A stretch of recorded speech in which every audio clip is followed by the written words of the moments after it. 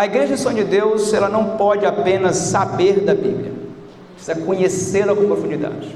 Por isso escolhi esse título, uma igreja que conhece a Bíblia. O texto bíblico para estudar nessa manhã está em Atos, o capítulo 6, vamos ler todo o capítulo 6 e depois o capítulo 7, os versículos 54 a 60. Atos 6, verso 1 em diante, diz o seguinte: Ora, naqueles dias, multiplicando-se o número dos discípulos, houve murmuração dos helenistas contra os hebreus, porque as viúvas deles estavam sendo esquecidas na distribuição diária. Então os 12 convocaram a comunidade dos discípulos e disseram: Não é razoável que nós abandonemos a palavra de Deus para servir às mesas. Mas, irmãos, escolhei dentre vós 7 homens de boa reputação, cheios do Espírito e de sabedoria, aos quais encarregaremos deste serviço. E quanto a nós, nos consagraremos à oração e ao ministério da palavra. O parecer agradou toda a comunidade, e elegeram Estevão, homem cheio de fé e do Espírito Santo, Filipe, Prócoro, Nicanor, Timão, Pármenas e Nicolau, prosélito de Antioquia, e apresentaram-nos perante os apóstolos, e estes, orando, lhes impuseram as mãos. Crescia a palavra de Deus, e em Jerusalém se multiplicava o número dos discípulos. Também muitíssimos sacerdotes obedeciam à fé. Estevão, cheio de graça e poder, fazia prodígios e grandes sinais entre o povo. Levantaram-se, porém, alguns dos que eram da sinagoga chamada dos libertos, dos sirineus, dos alexandrinos e dos da Cilícia e Ásia, e discutiam com Estevão, e não podiam resistir à sabedoria e ao espírito pelo qual ele falava. Então subornaram homens que dissessem: Temos ouvido este homem proferir blasfêmias contra Moisés e contra Deus. Sublevaram o povo, os anciãos e os escribas, e investindo o arrebataram, levando-o ao sinédrio. Apresentaram testemunhas falsas que depuseram: Este homem não cessa de falar contra o lugar santo e contra a lei, porque o temos ouvido dizer que esse Jesus, o Nazareno, destruirá este lugar e mudará os costumes que Moisés nos deu. Todos os que estavam assentados no sinédrio, fitando os olhos em Estevão, viram o seu rosto como se fosse rosto de anjo. Por favor, me acompanhe agora ao capítulo 7, versículos 54 a 60. Ouvindo eles isto, enfureciam-se no seu coração, e rilhavam os dentes contra ele. Mas Estevão, cheio do Espírito Santo, fitou os olhos no céu, e viu a glória de Deus e Jesus, que estava à sua direita, e disse: Eis que vejo os céus abertos, e o Filho do Homem em pé, à destra de Deus. Eles, porém, clamando em alta voz, taparam os ouvidos, e unânimes arremeteram contra ele, e lançando-o fora da cidade, o apedrejaram. As testemunhas deixaram suas vestes aos pés de um jovem chamado Saulo, e apedrejavam Estevão, que invocava e dizia: Senhor Jesus, recebe o meu espírito. Então, ajoelhando-se, clamou em alta voz: Senhor, não lhes imputes este pecado. Com estas palavras, adormeceu. O inimigo, embora saiba que ele está derrotado, ele nunca vai deixar de tentar destruir a igreja. O primeiro ataque que nós encontramos do inimigo contra a igreja é um ataque que acontece de fora para dentro. Uma perseguição muito forte começou contra a igreja de Atos, e essa perseguição, inclusive, Paulo fez parte dela. Você encontra Paulo sendo um dos que estavam ali assistindo à morte de Estevão. Esse é o primeiro ataque dos inimigos da igreja. No livro de Atos você encontra um outro ataque, agora não de fora para dentro, mas de dentro para fora. Exemplo disso, Ananias e Safira. O inimigo começou a inserir no meio da igreja pessoas que de fato não eram convertidas. Uma das formas que o inimigo tenta hoje, tenta destruir a igreja, é trazer pessoas à igreja que de fato não são convertidas. Você acha mesmo que todas as pessoas que vêm para a igreja é Deus quem traz? Não, não é. Por mais difícil seja a gente imaginar esse tipo de coisa, mas infelizmente, enquanto Deus semeia a boa semente, o trigo, o inimigo também faz o seu trabalho e semeia o joio. A questão é que nós não sabemos dizer assim, quem é joio e quem é trigo, porque isso não está na nossa competência. Mas essa é uma outra forma que o inimigo usa para tentar destruir a igreja, é colocar pessoas no meio delas que não são de fato convertidas. Esse é um ataque, às vezes até mais perigoso, porque ele acontece de dentro para fora. Mas nós vamos encontrar na Bíblia o que lemos hoje, que para alguns até pode soar estranho dizer que é um tipo de ataque do inimigo contra a igreja. Que tipo de ataque é esse? São as distrações, com coisas até consideradas importantes. Você vê, por exemplo, no capítulo 6, ele começa falando de que havia na igreja murmuração. Murmuração, o que significa murmurar?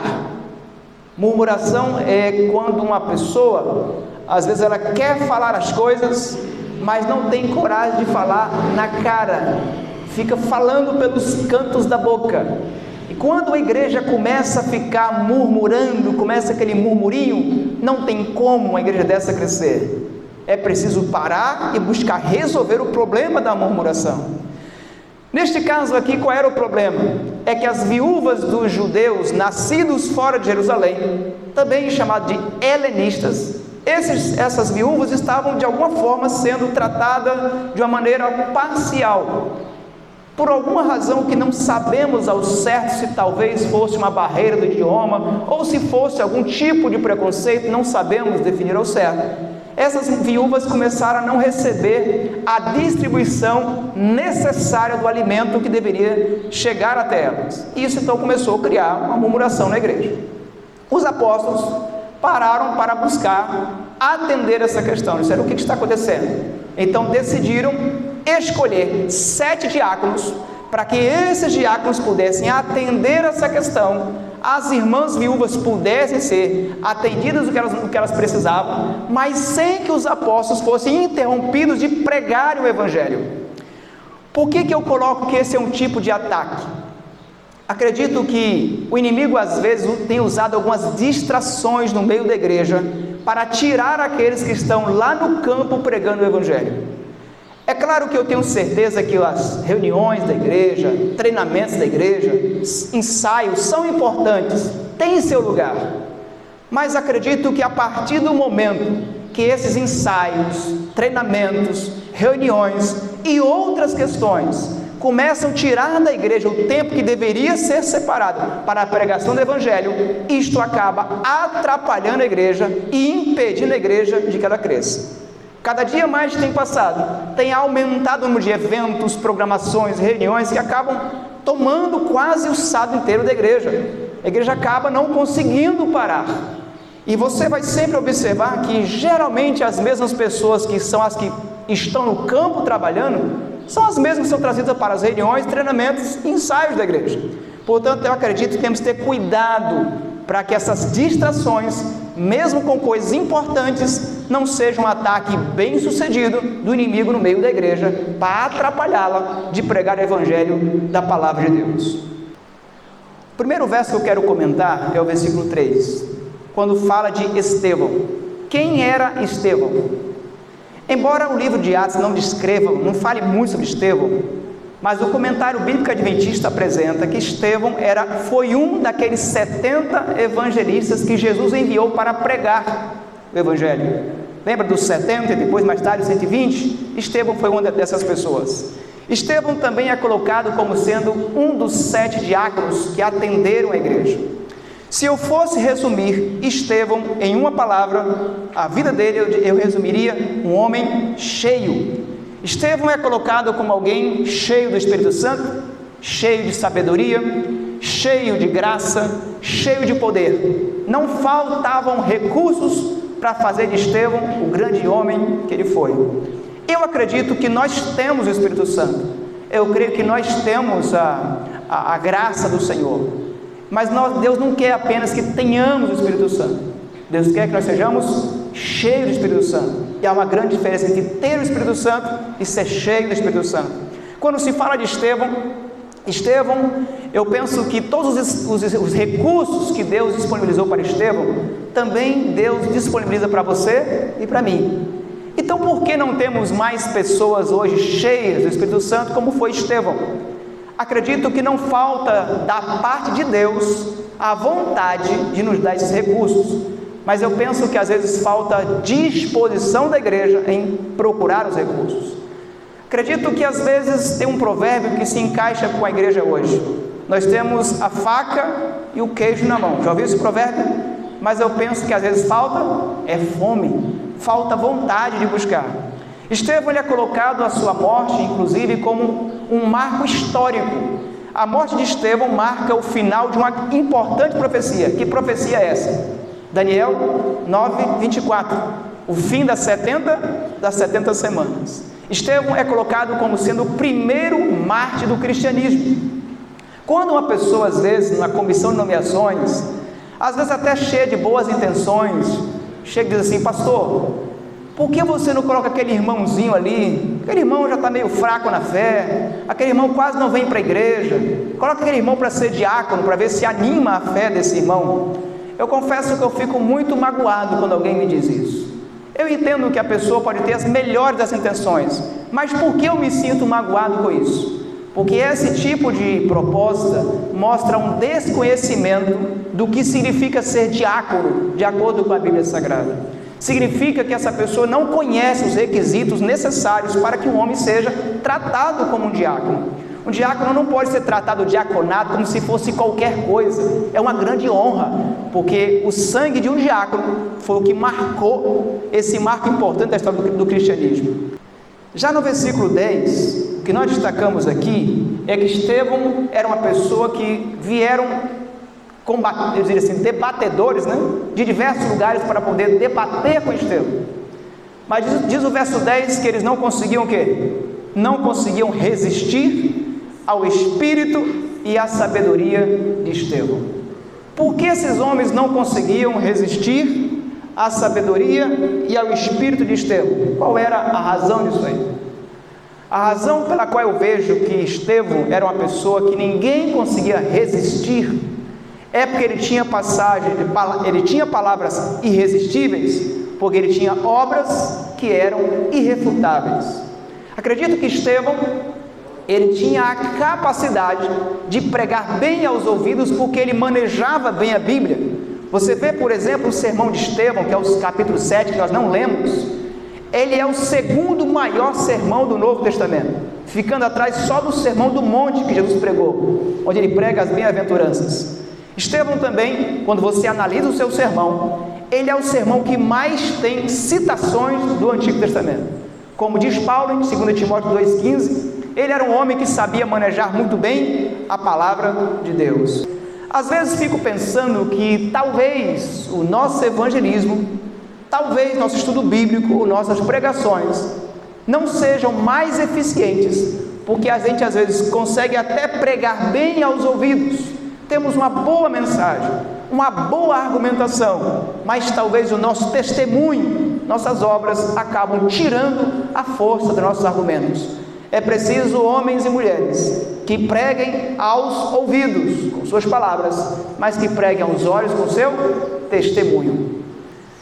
No versículo 15 é apresentado que o sinédrio estava ali com Estevão, ouvindo as palavras de Estevão. A princípio o sinédrio, vale lembrar que esse sinédrio era o mesmo sinédrio que Jesus estivera alguns dias antes. Muitos dos que estavam ali também haviam estado no dia que condenaram a Jesus, e enquanto eles estavam com os olhos fixos, fitando Estevão, viram o rosto de Estevão como se fosse o rosto de um anjo.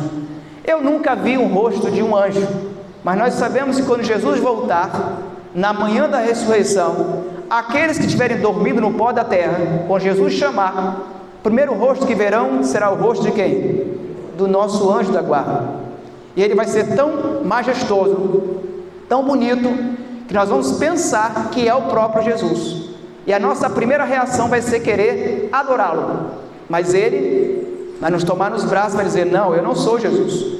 Jesus está ali, no trono, chegando. Porque o nosso Jesus não vai tocar, não vai pisar no solo dessa terra, até o momento que ele purificar com fogo e fizer novos céus e nova terra. Então o nosso anjo, que pela misericórdia de Deus nós estaremos salvos, vai nos abraçar, nos encontraremos com Jesus nos ares, e então estaremos para sempre com o Senhor. Mas embora nós não conheçamos o rosto do anjo, acredito que neste ponto da história se refere a alguém que tinha um rosto que parecia iluminado com a presença de Deus, alguém que tinha um rosto que testificava de uma paz. Diante da ameaça dali que estava no Sinédrio, o seu rosto brilhava e transparecia a presença de Deus. Em Filipenses 4:7 eu vejo Paulo dizendo que há uma paz inexplicável. Há uma paz inexplicável no coração daquele que tem certeza que está fazendo a vontade de Deus. E é esta paz que eu vejo no rosto de Estevão neste momento. Estevão, ele estava disposto a abrir mão de algo que ele não podia reter, para poder ganhar algo que ele não podia perder. E o que é que nós não podemos reter em nossas mãos? A nossa vida. A minha vida e a sua vida é muito frágil. Basta qualquer um tombo, se você tomar um acidente, e já foi. A gente não tem nenhuma garantia de que vai daqui a uma hora estar vivo. Então esta vida aqui nós não podemos reter, mas nós não podemos perder a vida eterna. Esta a gente não pode abrir mão de forma nenhuma. Então Estevão disse: se precisar, eu posso abrir mão desta vida. Estevão tinha um bem mais valioso do que a própria vida. Ele tinha a certeza da salvação, da vida eterna em Cristo. No versículo 54 a 56, nessa passagem descreve como estavam os homens que ali investigavam e acusavam Estevão. Diz que chegou um ponto do discurso, da mensagem de Estevão, que aqueles homens pareciam mais animais ferozes, pareciam cães raivosos. Diz o texto que eles rilhavam os dentes. O que significa rilhar os dentes? Eu imagino que você já deve ter ficado com raiva em algum momento. Mas eu não sei se você ficou com tanta raiva que você remordia os dentes de tanta raiva. Esses homens, ao invés de quebrantar o coração, eles rilhavam os dentes. Há duas formas de reagir com o Evangelho. Quem aceita o Evangelho é salvo. Quem rejeita o Evangelho é condenado. Mas quando eu e você pregamos o Evangelho a alguém, é impossível que a pessoa permaneça da mesma forma. Se você tem dado estudo bíblico a alguém, se você tem pregado o Evangelho às pessoas e não tem causado nenhum tipo de reação favorável ou adversa, é porque você não está pregando o Evangelho de Jesus Cristo com o poder do Espírito Santo. Quando nós pregamos o Evangelho, ou as pessoas aceitam, ou as pessoas rejeitam, ou ajunta ou espalha. Nós não podemos temer a pregação do Evangelho por causa de rejeição. Não podemos. Esse é um risco que se corre toda vez que pregamos o Evangelho da maneira correta e com o poder do Espírito Santo.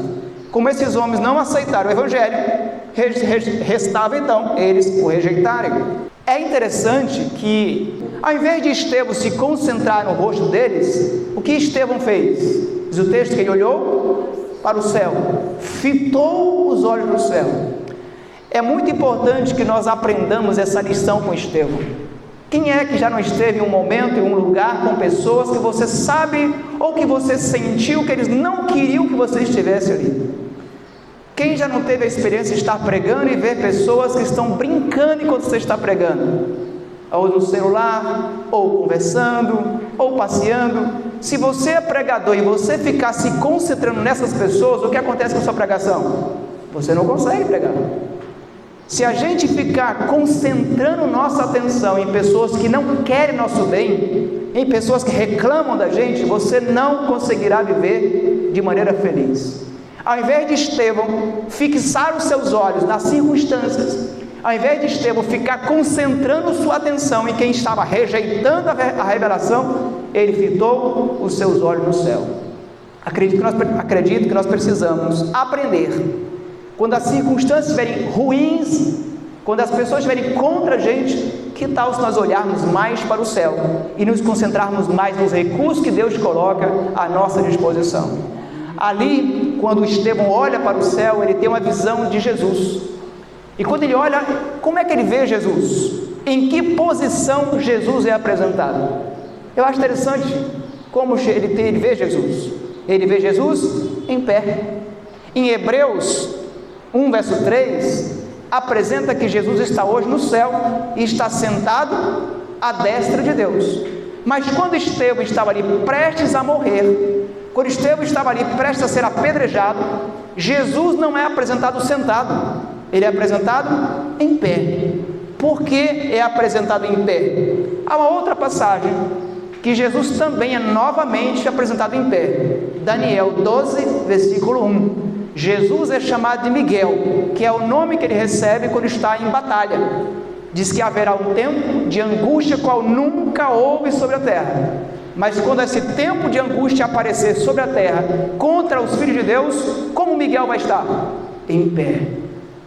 Eu acho bonito essa passagem porque é o seguinte: para mim tem um significado muito especial nessa posição de Jesus. A posição sentado é uma posição passiva. A posição em pé é uma posição ativa. É uma posição de comando. É uma posição de controle. Por isso, eu gosto de saber que Deus nunca perde o controle. É bem verdade que mesmo Deus sentado, Ele não está passivo a nada. Mas saber que Deus está no controle quando estamos em profunda angústia, para mim isso é muito confortador. Acredito que quando Jesus se revelou a Estevão, estando em pé, foi para dizer: Estevão, fica tranquilo, eu estou no controle, eu estou no comando da sua vida e da história do povo de Deus. Deus sempre está no controle. Eu confesso que esse verso me deixa com o coração assim, com algumas perguntas. Eu tenho dificuldade em entender algumas passagens da Bíblia. Não talvez dificuldade intelectual, porque a gente às vezes, a mente ela aceita algumas verdades, mas o coração ele fica refugando. Vou te dizer por que eu estou falando isso. Como entender um Deus que tem um jovem promissor ali, cheio de vida para poder pregar o Evangelho, cheio do poder, inocente, Jesus no controle, e ele não impede Estevão de morrer? Como entender um Deus que vê um jovem disposto a dar a vida por ele, e Deus não impede daquele jovem de morrer? Isto eu tenho dificuldade de entender. Deus, quando você estuda histórias como de Daniel, que é jogado na cova dos leões, Deus assim, vai lá e impede os leões de comerem, acho mais fácil entender. Quando os jovens são jogados na fornalha de fogo e os anjos vão lá e aparecem, o Filho de Deus aparece, ali, não os anjos, mas Jesus aparece e liberta do fogo. Como é fácil entender essas questões, mas eu acho difícil entender quando um filho fiel de Deus está sofrendo. Quando um jovem temente a Deus é acometido de uma enfermidade, mesmo que ele seja alguém que cuida bem da saúde, como entender quando você sofre de uma enfermidade, mas ao mesmo tempo você faz tudo o que pode para poder ter saúde? Como entender essas coisas? A gente não consegue compreender. Eu já chego hoje à conclusão de que a nossa vida, ela sempre vai ter perguntas que não vão ser respondidas aqui. Quando a gente é mais jovem, você acha que tem resposta para todas as perguntas, até para aquelas que não fazem. Depois que você vive um pouco mais, você percebe que a vida tem algumas respostas, mas tem muitas perguntas que as respostas só vamos conseguir receber na eternidade. Só o céu poderá explicar algumas perguntas. Por isso que o crente não vive pelo que ele compreende, mas pelo que ele crê. O justo viverá pela fé. O verso 59 é colocado que enquanto os homens davam pedradas em Estevão, apedrejavam Estevão, o que Estevão fazia? Estevão invocava o céu e dizia: Senhor, recebe o meu espírito. Essa é a capacidade de entregar a Deus tudo o que está se passando. Eu penso que Deus, nesse momento, Ele deu a Estevão um poder que nós não temos comumente ou naturalmente. Inclusive, é muito provável que, neste momento aqui, ou os que me assistem depois na internet, pessoas que ouçam esse sermão possam ser mártires. Eu não sei se você será um mártir. Eu não sei se eu vou ser chamado a ser mártir. Mas não temos que ficar preocupados com isso. No dia, se for necessário, eu e você dar a vida como mártir, pode ter certeza que Deus vai nos revestir de poder e de coragem necessários para esse momento.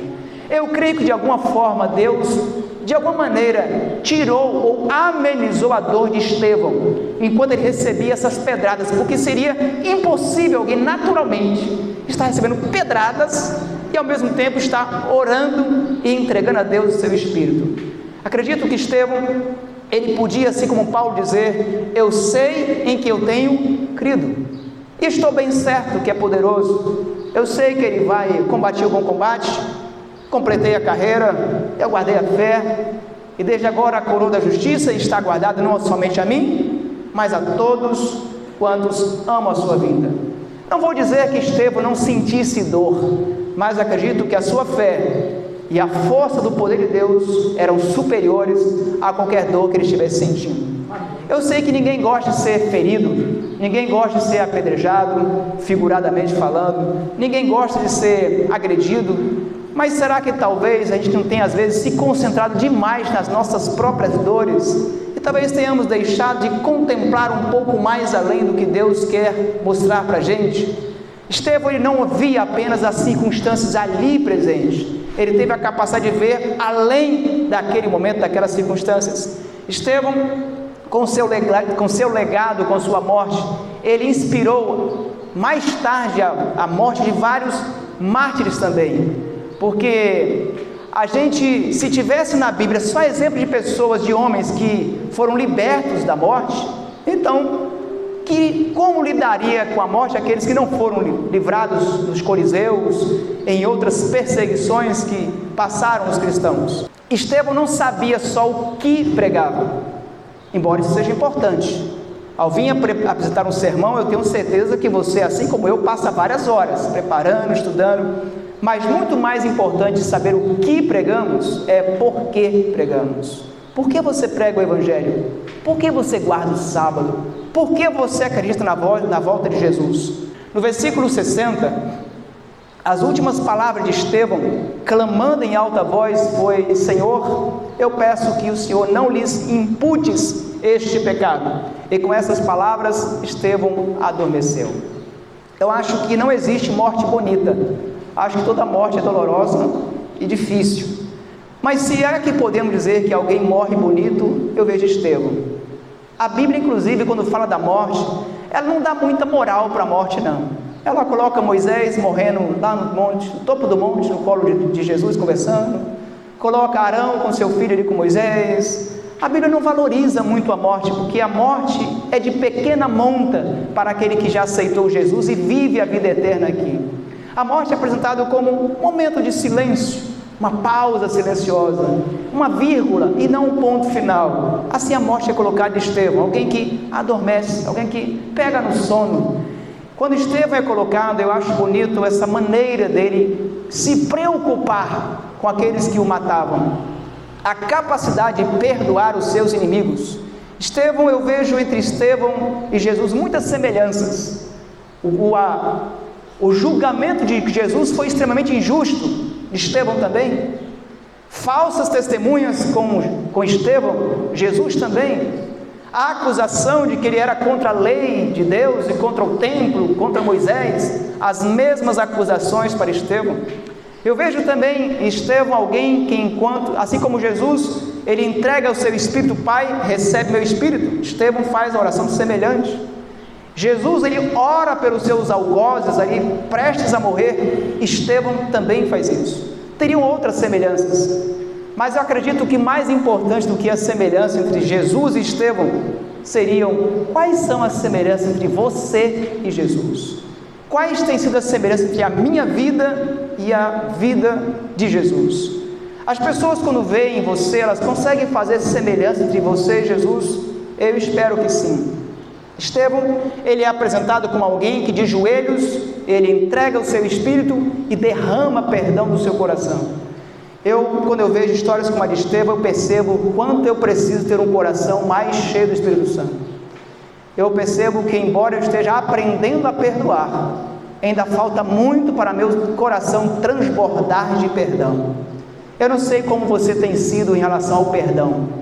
Você poderia, assim como Estevão, estar orando e seu coração transbordando de perdão? É que quem está cheio, o coração do Espírito, ele transborda de perdão. Se você está tendo muita dificuldade de perdoar, muita dificuldade de conversar com aqueles que te magoam, é muito provável que o seu coração não esteja cheio ainda, cheio de graça, cheio de perdão e cheio de bondade. Eu acho bonito que Estevão, ele morre da mesma forma que ele viveu cheio do Espírito Santo e morre cheio de poder, cheio de paz, cheio de certeza, cheio de fé. É muito provável que seu último dia vivido seja como foram os seus dias anteriores vividos. Dizem que cada dia é a miniatura de uma vida. Eu te pergunto, como foi seu dia ontem? Como está sendo o seu dia hoje? É muito provável que seu último dia de vida sejam iguais aos dias anteriores. É por isso que temos que viver cada dia como se fosse o único dia ou o último dia da nossa história. Eu quero terminar com essa citação do livro Caminho a Cristo, página 90, que diz o seguinte: nenhum outro livro é tão poderoso para elevar os pensamentos, para dar vigor às faculdades, como as amplas e enobrecedoras verdades da Bíblia. Eu acredito que não há nenhum outro livro mais capaz de dar saúde mental, saúde espiritual e até mesmo física do que o estudo da Bíblia. Dias atrás eu estava numa igreja e apareceu uma pessoa que, enquanto a gente pregava, a pessoa dava alguns gritos. Então eu pedi ali gentilmente, os anciãos e diáconos chamaram a pessoa à sala e conversaram com aquela pessoa e puderam orar com ela, estudar a Bíblia com ela. Fiquei muito grato aos anciãos, aos diáconos pela iniciativa e habilidade para que não perdesse o momento do culto. No final do culto, um desses líderes me procurou e disse: pastor, eu não sei se o senhor sabia, mas esse irmão, ele ficou doido, ficou louco de tanto estudar a Bíblia. Esse irmão certamente não ficou louco por estudar a Bíblia. Ninguém fica doido, ninguém fica louco por estudar a Bíblia. A Bíblia é um remédio para a mente. A Bíblia é um remédio para o espírito. Você já parou para pensar se nossa juventude hoje, se nossos irmãos hoje cheios de ansiedade, se essa juventude, se essa geração ansiosa gastasse mais tempo lendo a Bíblia? Hoje encontramos uma igreja que acessa muitas vezes o celular por dia. Alguns já nem conseguem ler a Bíblia sem antes acessar o celular. Quantos crentes hoje acordam e, ao invés de ir orar, abrir a Bíblia, primeiro tem que abrir as mensagens das redes sociais? Já parou para pensar se a metade desses acessos fossem para acessar o trono de Deus através da oração? Já parou para pensar se metade do tempo gasto, às vezes em coisas que não são edificantes, nas redes sociais, a gente gastasse estudando a Bíblia? Quanta ansiedade poderíamos deixar? Eu tenho feito com Deus um desafio, e não pense que para mim é fácil, eu creio que para ninguém é fácil, mas eu tenho pedido a Deus disciplina. Senhor, me ajude na primeira hora de cada dia, primeiro Deus, depois eu olho mensagens, depois respondo mensagens. Que tal se você fizesse com Deus esse desafio também? Que tal se você dissesse: Senhor, me ajude, assim que acordar, primeiro Deus. Se você não pode uma hora, meia hora. Se não pode meia hora, 20 minutos, mas que seja um tempo de qualidade, onde você se desligue de tudo. Primeiro converse com Deus, pergunte qual a agenda dele para o seu dia. Gaste um tempinho com a Bíblia. A Bíblia ou é um livro absoluto ou é um livro obsoleto. Se as mensagens da Bíblia não mudam o meu dia, Se as mensagens da Bíblia não são capazes de alterar minha vida, então é um livro para você obsoleto. Mas se a Bíblia é um livro que é absoluto, então o que ela fala tem que impactar a minha vida, tem que mudar o meu dia a dia. A Bíblia tem que ser um livro absoluto. Ou a Bíblia nos afasta do pecado, ou o pecado nos afasta da Bíblia. Não é à toa que existe um verso em Salmo 119, versículo 11, que diz o seguinte: guardo no meu coração as tuas palavras, para não pecar contra ti. Eu queria que você me ajudasse.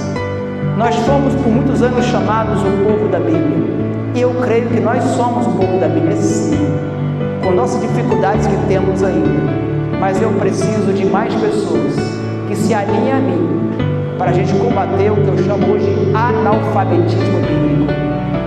Existe um analfabetismo que é pior do que o funcional, é o analfabetismo bíblico, de pessoas que não conseguem dizer mais um verso da Bíblia. Ah, pastor, é que eu tenho dificuldade de memória. Tem mesmo? Mas se perguntar qual é a novela que está passando, você sabe dizer às vezes. Se perguntar um time de futebol, alguns jovens conseguem escalar, mas não sabe escalar os 12 apóstolos. Não sabe dizer um salmo sequer da Bíblia, nem que seja o Salmo 23. A gente às vezes encontra irmãos com muitos anos de igreja e nunca leram a Bíblia inteira uma vez.